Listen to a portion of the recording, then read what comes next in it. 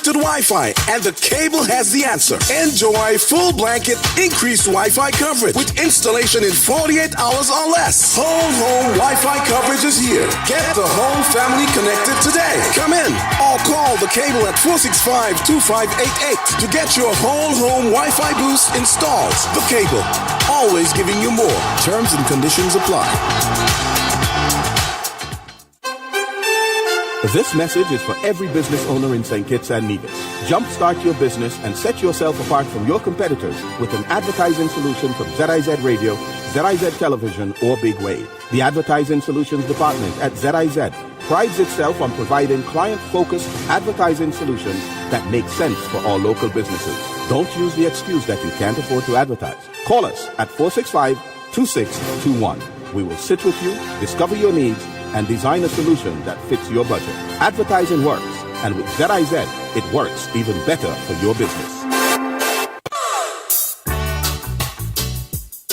The National Emergency Management Agency's NEMA flagship program From Danger to Safety is back this hurricane season. Tune in every other Tuesday from 1 to 1:30 in the afternoon on ZIZ. Join us live as NEMA partners and subcommittee reps discuss their roles before, during, and after disasters. Get essential disaster preparedness tips, and for the first time, interact live by calling in with your questions and comments. Tune in every other Tuesday to From Danger to Safety, live on ZIZ Radio, Facebook, and YouTube, with a rebroadcast on ZIZ Television at 8 o'clock in the evening.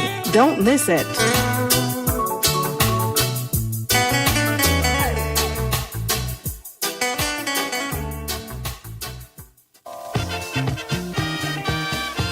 Hey, guess what? It's Radio Market. Call in and sell your merchandise. You can negotiate and negotiate, give and trade. Tune in from 10 in the morning until. We on radio, internet, and TV. Like us, share us, and subscribe to ZIZonline.com. And remember, we don't sell nothing over $5,000, eh? Call out. ZIZ Radio, giving back to the people.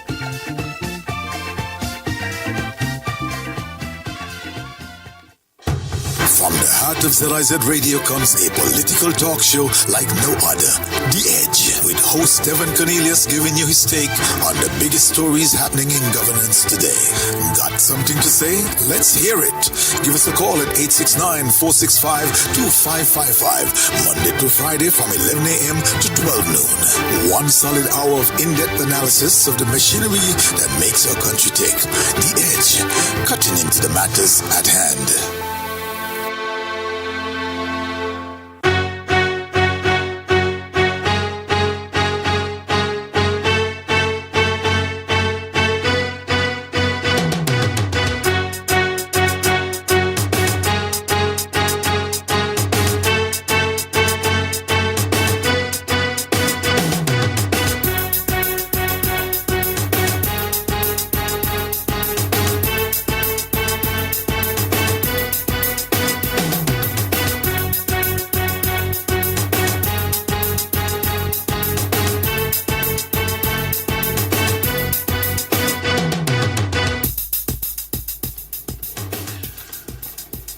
Good morning, St. Kitts and Nevis, and welcome to The Edge here on ZIZ Radio 96.1 FM.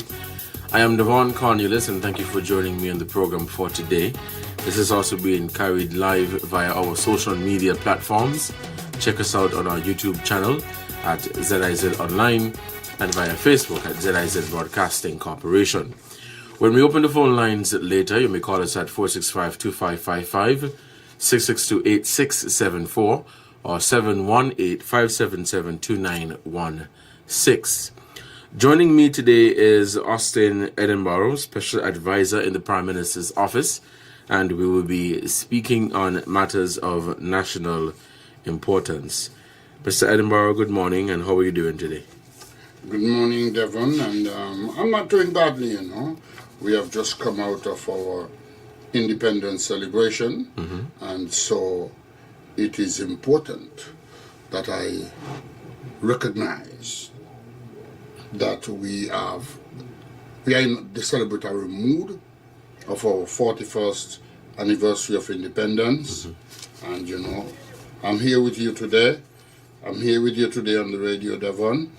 And as we move forward, I'm going to speak today. I want to touch two areas. I want to touch the ongoing 90-day campaign against crime and violence that has been led by the administration and driven by society.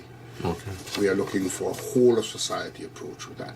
I will also look at Aspire, which is we have been here before on this program, Devon, when it was first announced to be, and there were the naysayers, and they would see what happens, and if it comes, well, it is here.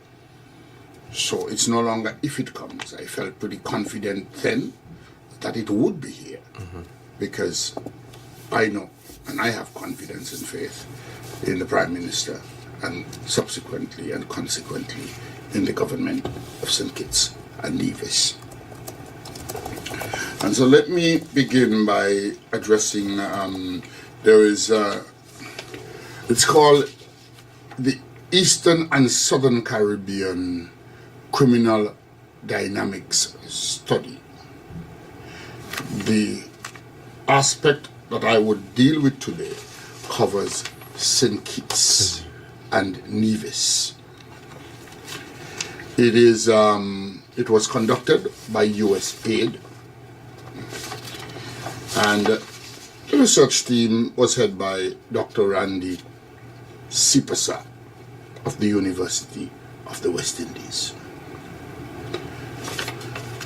There were other persons from the United States who were involved. There were other persons from the United States who were involved. And so, but I would stick with who led it, and the fact that the institution that was at the center of that person is our own University of the West Indies. It's important that persons understand the data methodology. And so, for St. Kitts, the methodology, there was police expert surveys and student survey data. They questioned the police, and they also spoke to students, because we're talking about gangs, and gangs more attract youths, and they would have a lot of information. There were also some part of the research was done with the general community, but we'll come to that as well. So there were 13 districts, police districts in St. Kitts and Nevis, and we had 100% response rate. We had, for the students survey data, 767 Form 4 and 5 students were engaged at all of the schools. All of the secondary schools were included. And there was a 57% response rate.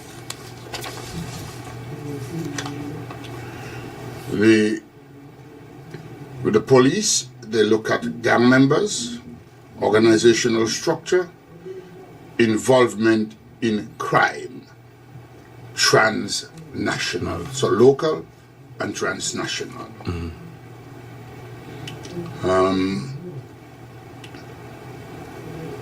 They had, for the students, there's a lap-up of 1.008 respondents, multi-stage probabilistic design. All those are technological terms. I'm not familiar with some of them. Nationally representative of those 18 years and older. Now, they also look at the homicide data, incident level between 2010 and 2023. The geographic area, demographics of in terms of weapon type, motive, and group involvement. And so it is a comprehensive study. The first piece of data that I would like to look at, Devon, has to do with the public perception of gangs. And this is where it was across the general public. And this gives you comparative analysis with other countries. Okay. Within the Caribbean. And it says the data that I'm going to give represents a percentage of the residents who stated youth gangs are a very serious or somewhat serious problem in their neighborhood. In St. Kitts and Nevis, there was a 24.99% of the persons who were surveyed who feel that that is relevant to St. Kitts and Nevis. It's the highest. 24.59. Yes, percent. 24.59%. Now, let me say this, because people think that, oh, we have the highest, and I don't consider this a bad statistic, because this is a statistic which speaks about acknowledging the acknowledgement of the problem. Issue.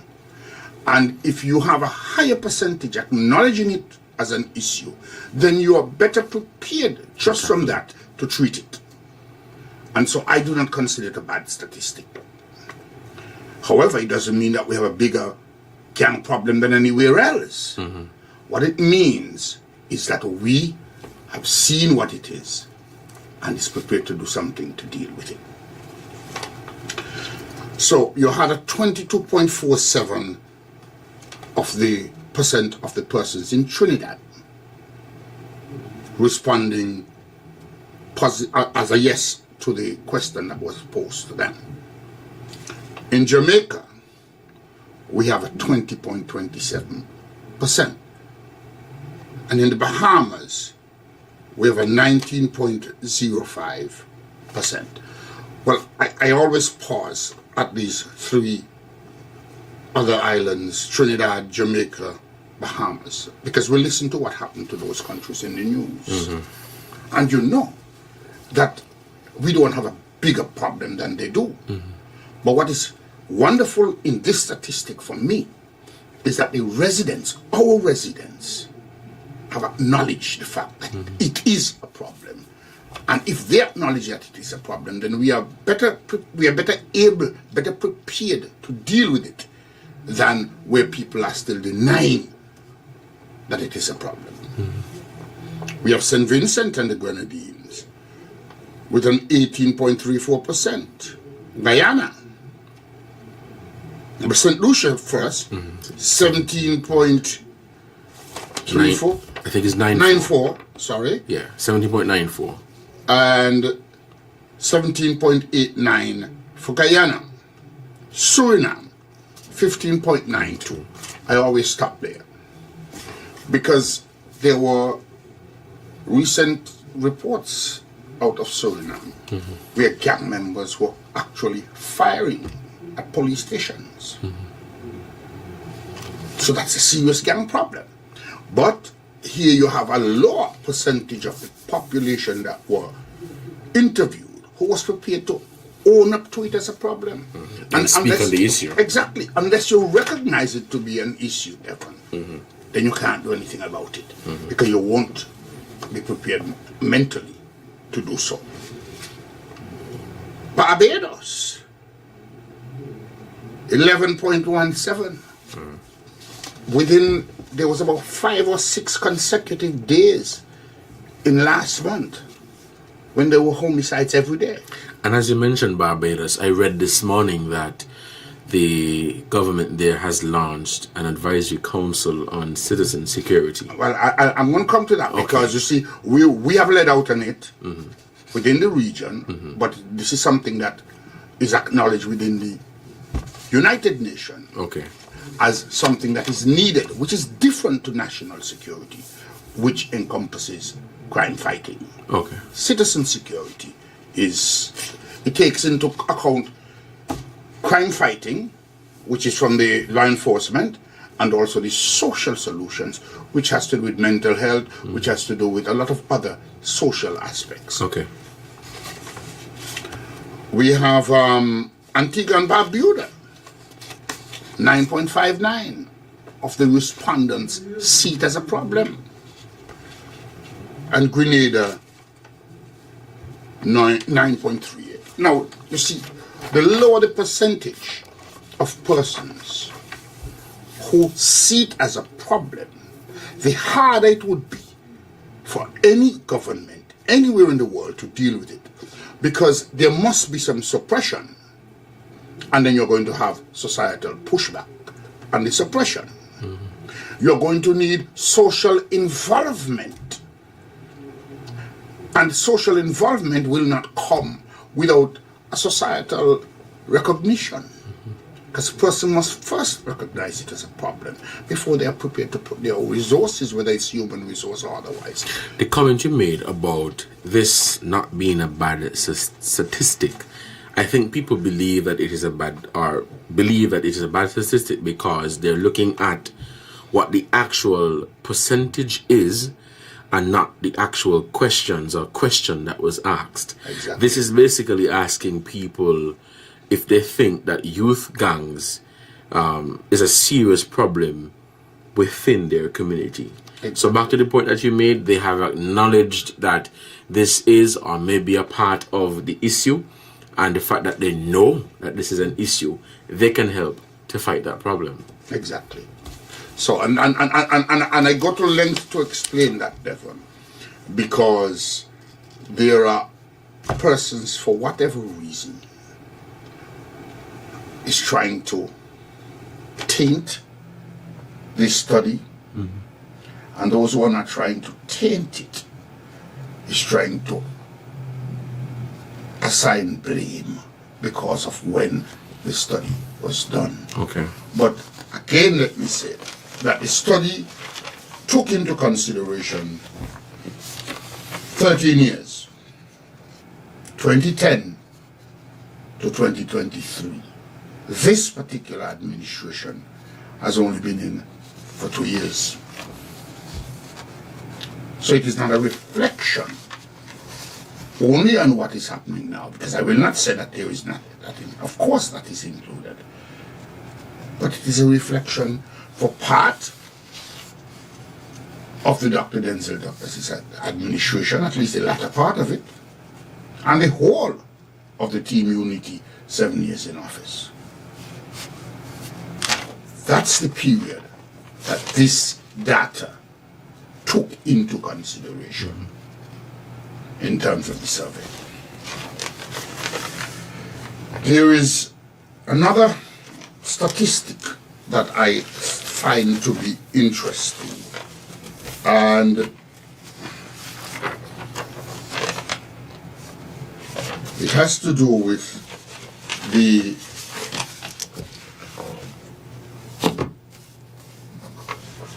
not the geographic distribution, but the reasons and methods of joining gang. I take that to be very interesting. And this particular statistic is what was reported by the youths themselves. This particular statistic was reported by the youths themselves.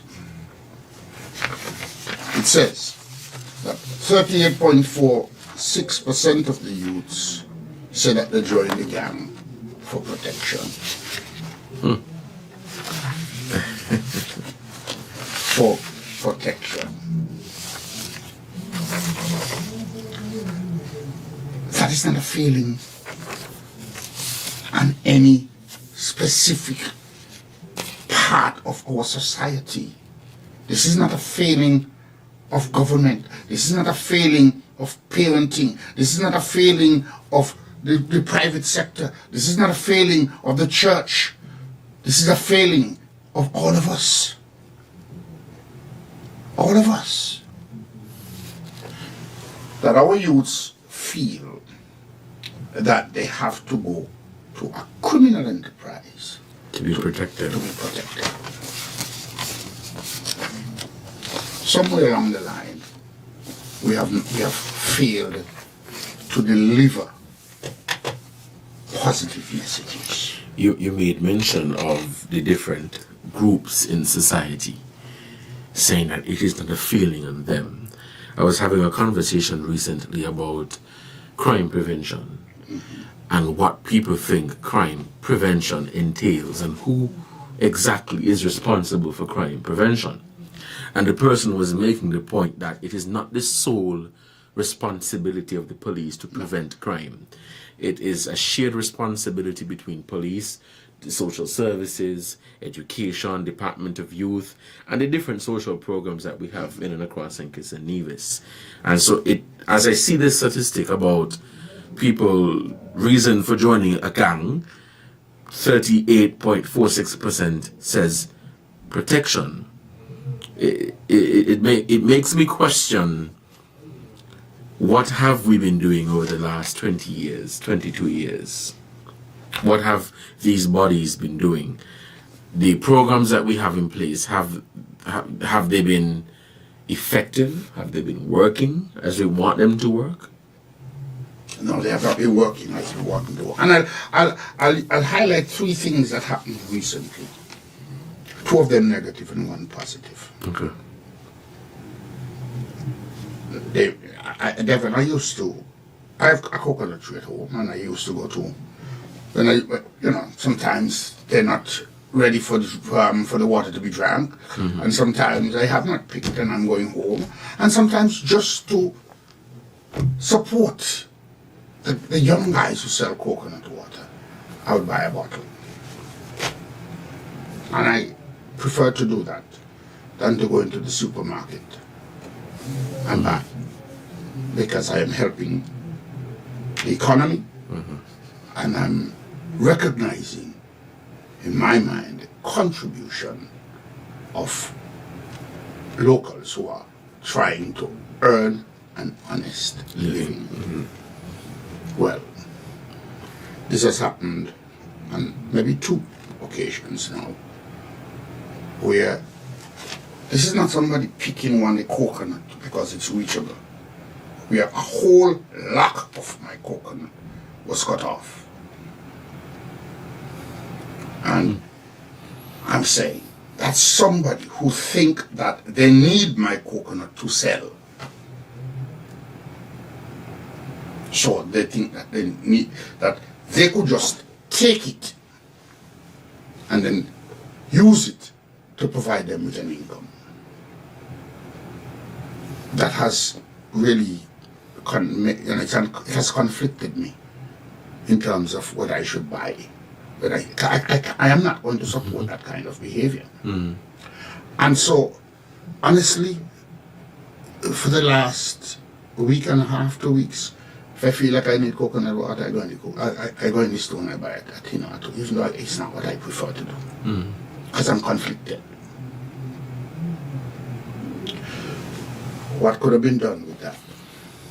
And what has not been done? Because it is years, it is a lot of years that persons have been using this form of income earning to sustain their lives.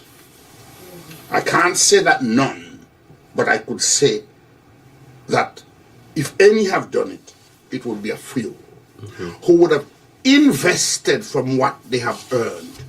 I understand, because in the beginning, we had a coconut water walking across Whitegate, and guys used to go there and get a coconut and then take them into town to sell. Some of them after that was destroyed. They went up into the hills. I know some of them did that. And you find coconut trees that don't belong to anybody. But which one of them have taken out of their earnings and gone and approached government to get a piece of land on which to plant coconut trees and go buy the seedlings and plant them? No.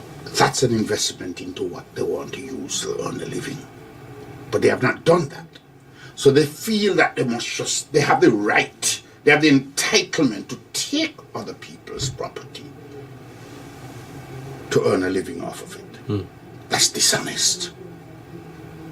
That's a mindset that we need to change. The next thing that happened, Devon, Saturday I was in Hosford's,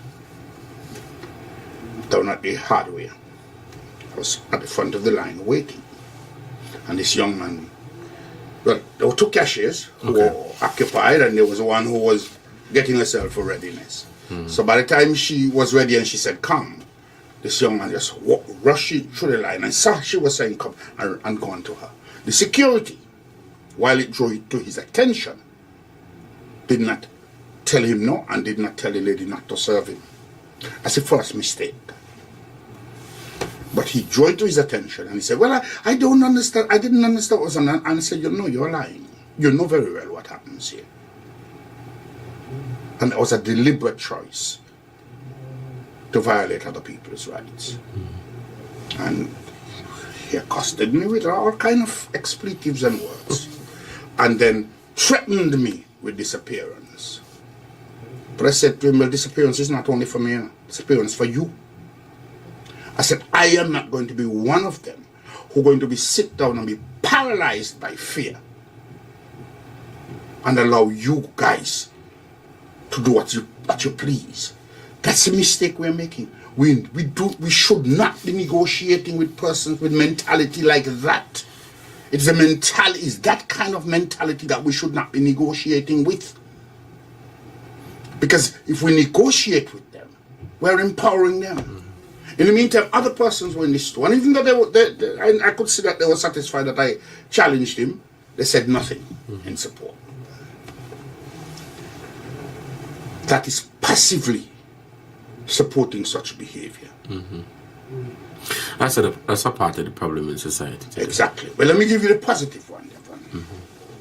Yesterday afternoon, I was in a supermarket, and there was a young man with, I'm assuming, his son, but even if it is not his son, a child over whom he had control at the time. And so they picked up a bottle of water and he gave the child the $10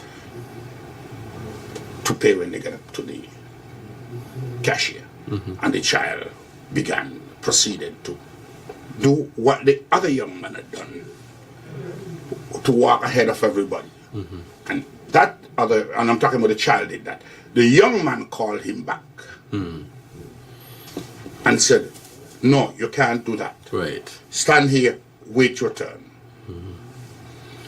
And that gave me a lot of hope. But you know something, Devon?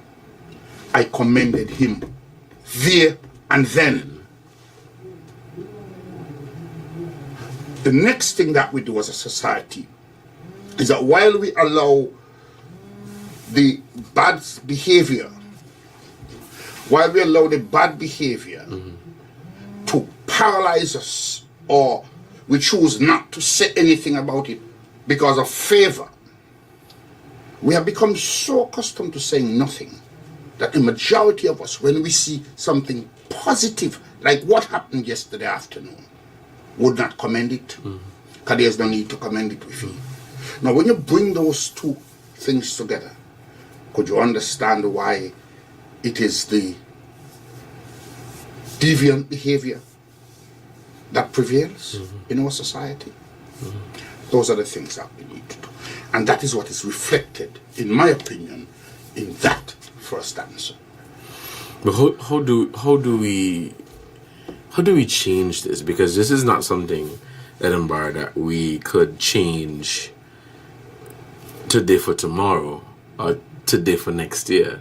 This is going to take a lot of work and a lot of time, and it's going to take the changing of the collective change of our mindset.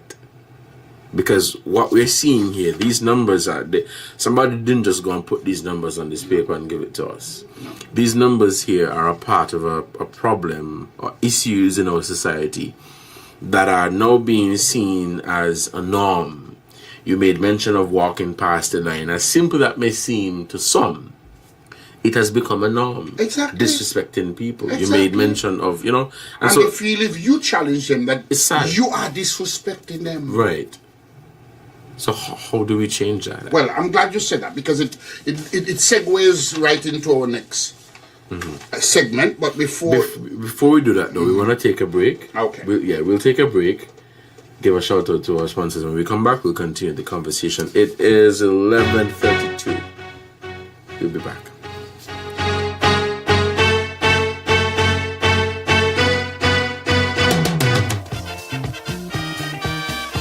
Hey, guess what? It's Radio Market. Call in and sell your merchandise. You can negotiate and negotiate, give and trade. Tune in from 10 in the morning until. We on radio, internet, and TV. Like us, share us, and subscribe to ZIZonline.com. And remember, we don't sell nothing over $5,000, eh? Malawi. ZIZ Radio, giving back to the people.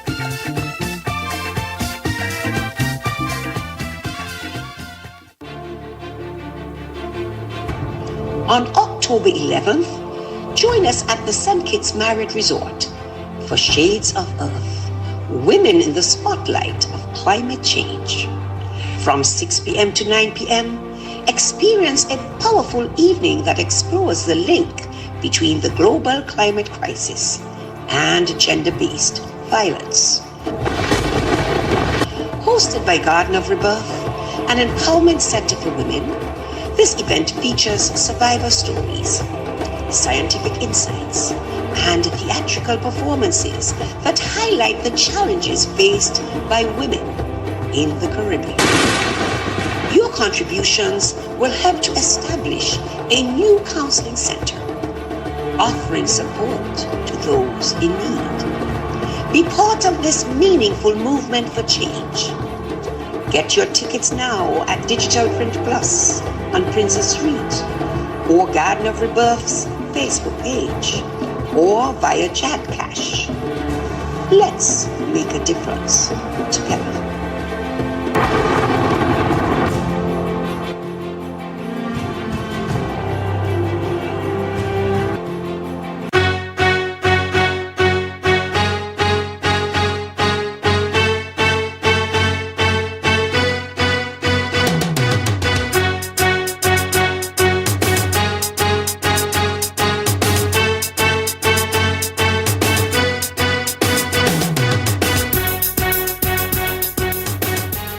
To the Edge in ZIZ Radio 96.1 FM. I'm Devonne Cornelius, and in studio with me today is Austin Edinburgh, Special Advisor in the Prime Minister's Office, and we are speaking on matters of national importance.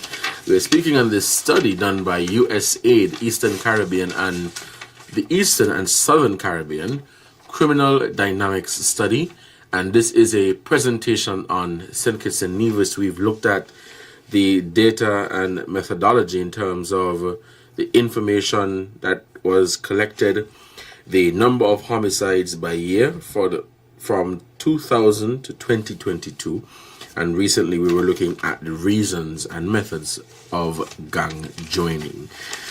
Looking at these numbers, it's shocking, but this is an issue that, as I was telling you, we can't fix it overnight.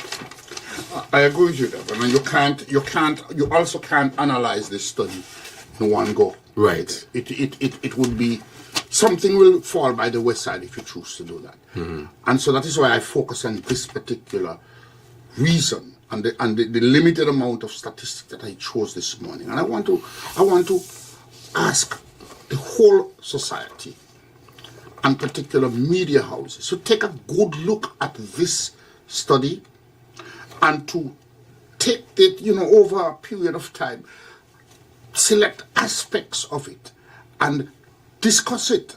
Because unless you have a full understanding, or the fullest understanding that you can of what the statistic is saying, you're going to push certain things aside. Mm-hmm. And so we will continue with the problem if we don't address it properly. The data is there. What you need to do is to utilize the data to your interest and benefit. And so, I said to you asked a very, very important question when you said that we can do it all when, at one time it's a big study and the problems are too dynamic and too large to feel the results. now, and it will have to be done over time. But you ask, what can be done?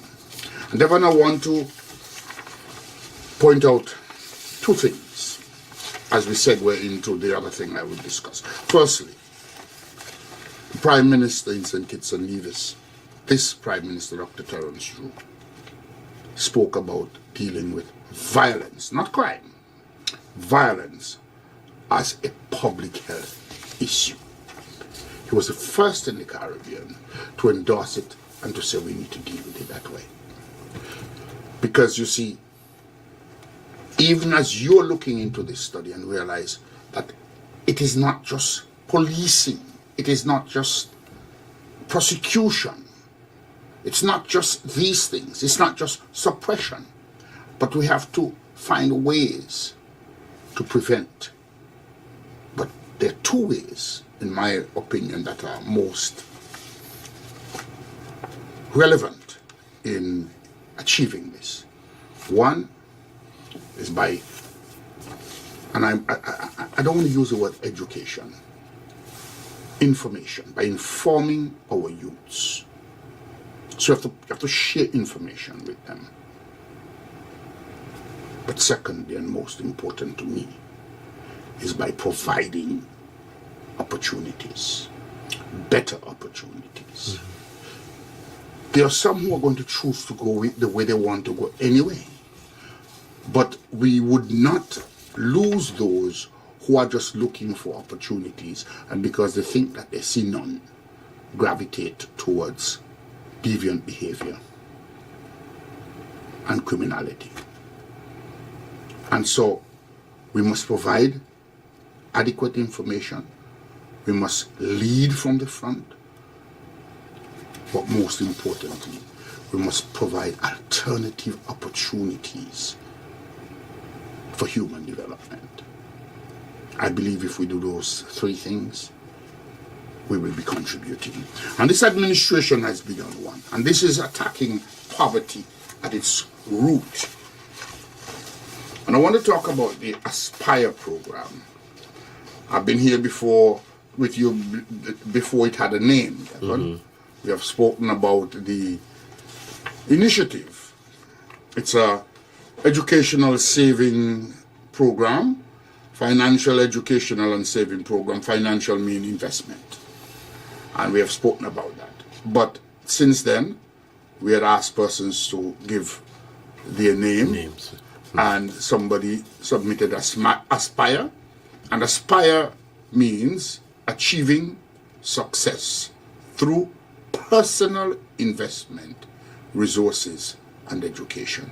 And I want to emphasize, through personal investment. Remember, I spoke about persons who selling coconut and they think that they must just hunt it down. That makes you a jelly seller. But if you seek land, establish a farm, and have your own coconut to sell, that makes you a businessman. But it takes some personal investment. But this one is where the government has established a has launched it, rather. And so the committee to put it all together was headed by the Cabinet Secretary, Mr. Marcus Natter. And it says, the government of St. Kitts and Nevis is launching and pioneering initiative aimed at enhancing the educational literacy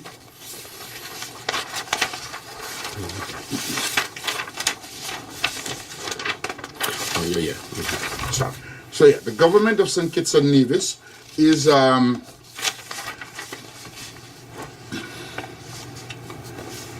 launching in a pioneering initiative aimed at enhancing the financial literacy and saving habits of its youth population, recognizing the importance of financial education in fostering economic stability and individual prosperity.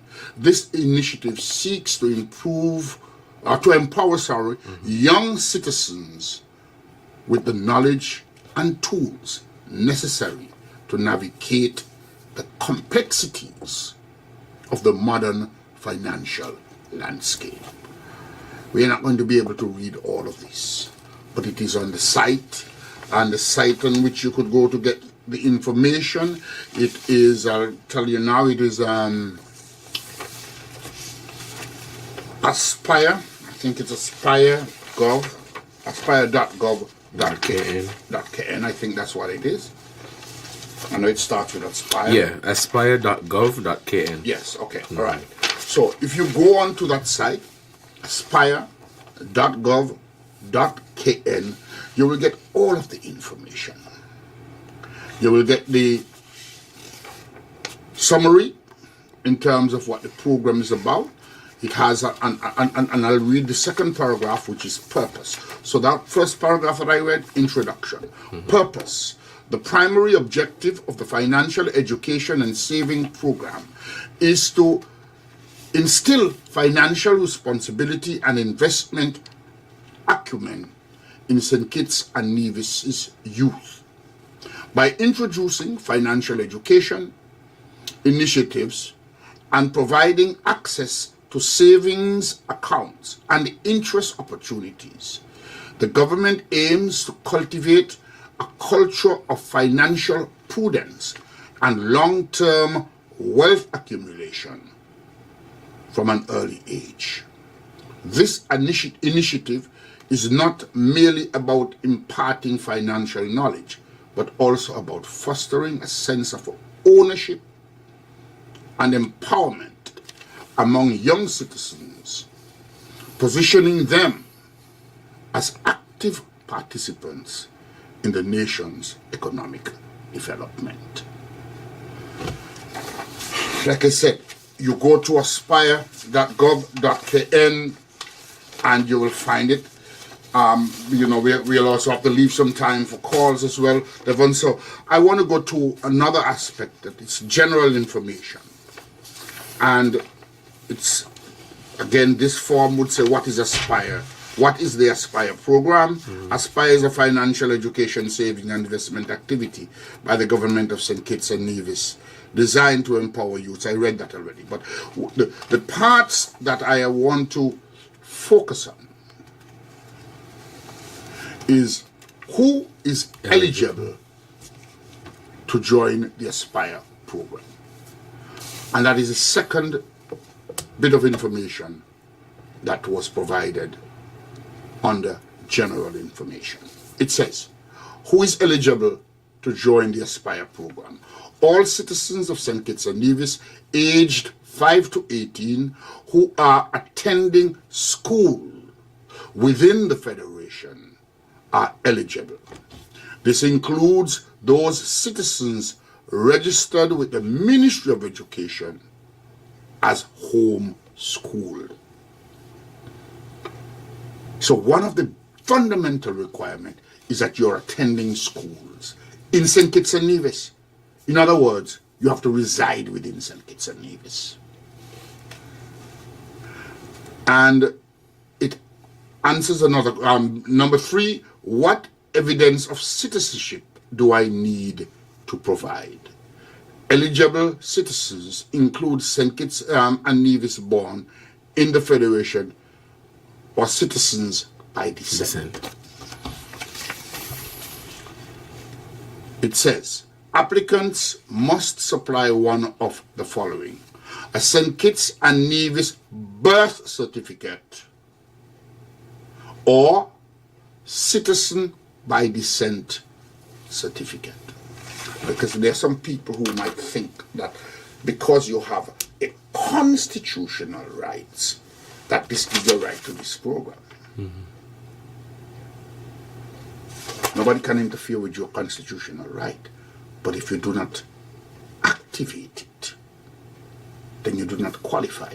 So if you are, by constitution, entitled to citizenship because you were born in the USA and you were born to a person from St. Kitts, or your grandmother was from our grandfather was from St. Kitts,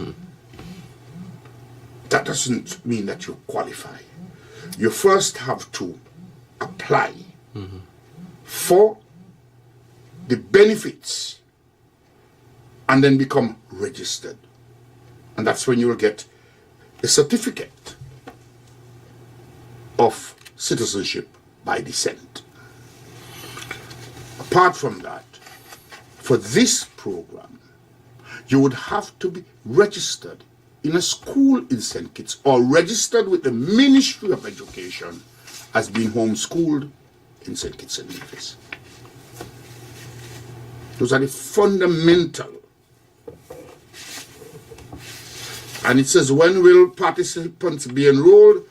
Following launch, the launch in September 2024, Aspire participants will be enrolled on a rolling basis following their 5th birthday.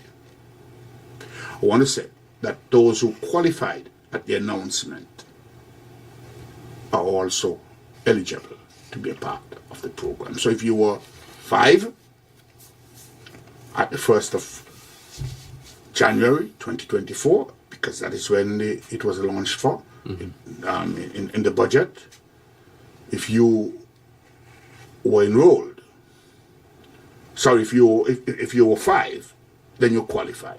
If you were 18, but has since turned 19, then you would have qualified, and so a determination will be made what is better for you in terms of, and that is once you were in school and you were 18. Now, I know there are those who seem to want to take these qualifying criteria and make an issue of it. Yeah, they're just being devious. We're gonna take some calls, Mr. Edinburgh, and see how much we can get in now. Call us at 465-2555, 662-8674. Those are the numbers you call to participate in the conversation for today. But I was listening to, I think I was listening to you actually last night when there was a question asked about citizens who do not reside in St. Kitts and Nevis. So let's say you were born here, but you do not reside in St. Kitts and Nevis. Do you qualify for this program? It's just like when the government paid the CBI dividend. People were asking if citizens who do not reside in the country would qualify. And it's the same criteria. No, they did. No, it's not the same criteria. Oh, they qualify. They did because only if they would have paid a minimum amount into social security. Right. With this one, you have to be registered in a school as a student or registered as a homeschooled student that was accepted by the ministry to qualify. Okay. So while we're waiting, because I just want to say one thing, and I like to say this. I am proud to be associated with this initiative.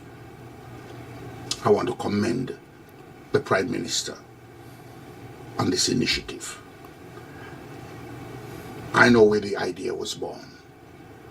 I want to commend him for leading on it as well. I want to commend the Cabinet for supporting it, because without Cabinet support, it couldn't become a reality. And I want to thank the committee led by the Cabinet Secretary for bringing us to the stage of launching it. It's important that we, and there are some people who feel that people should be only singled out for criticism, but never for commendation and praise. I think differently. People should be recognized for their contribution. And so I want to recognize that.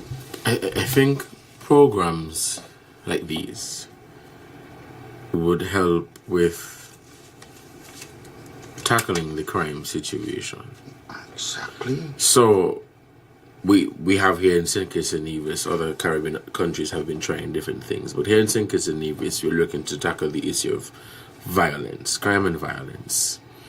And it is not just to pump more money into national security and equip the police with more guns or crime fighting equipment. Right, strategies and whatever, right?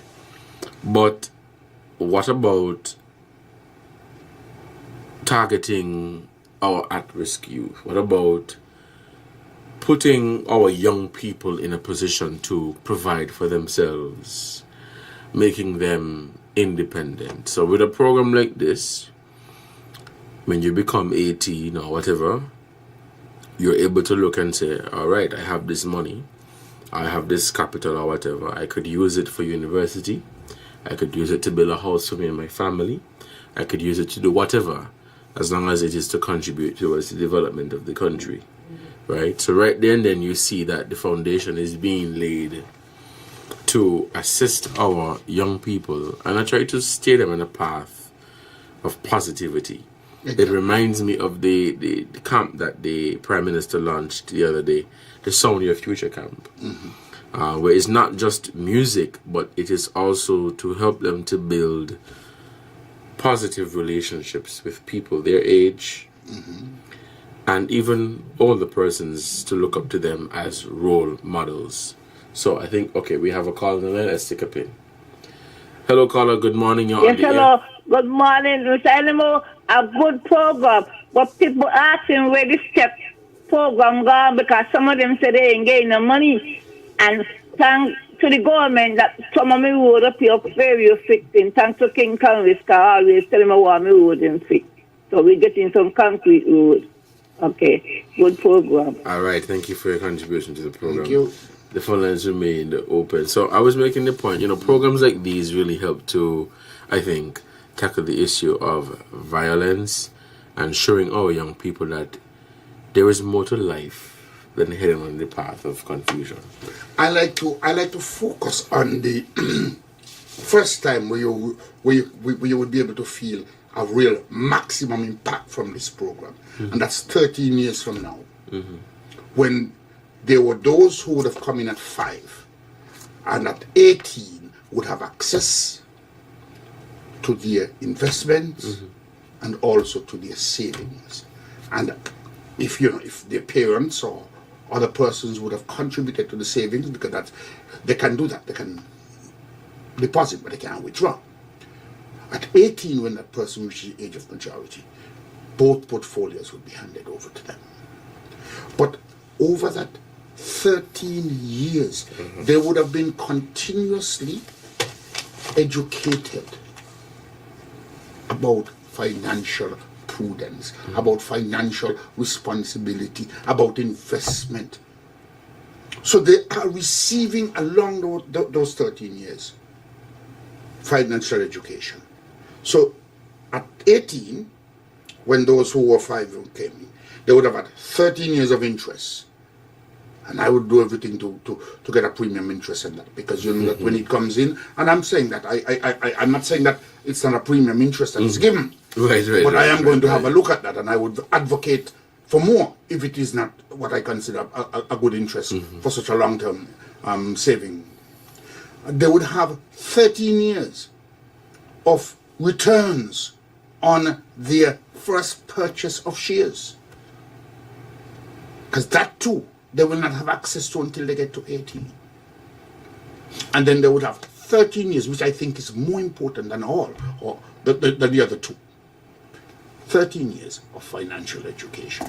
When you bring those 3 things together, when they get to 18 years, could you see how transformational, not just transitional, but transformational, could you see how this will transform the society? And you're going to have a group of adults now who would have had the education and would have had some resources so that they could do something for them. And I think it reduces the strain on our social assistance programs.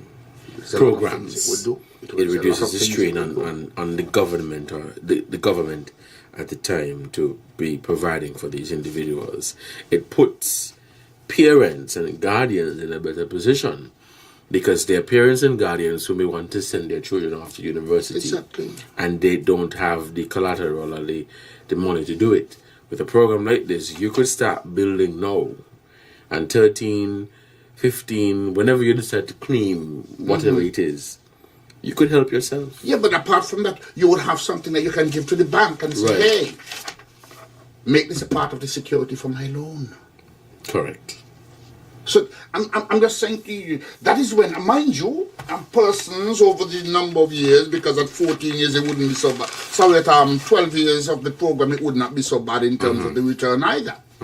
But at 13 years, when the first set of participants who would have gone in at 5 would have received the maximum benefits that this program will allow to them, it would be transformational in the society.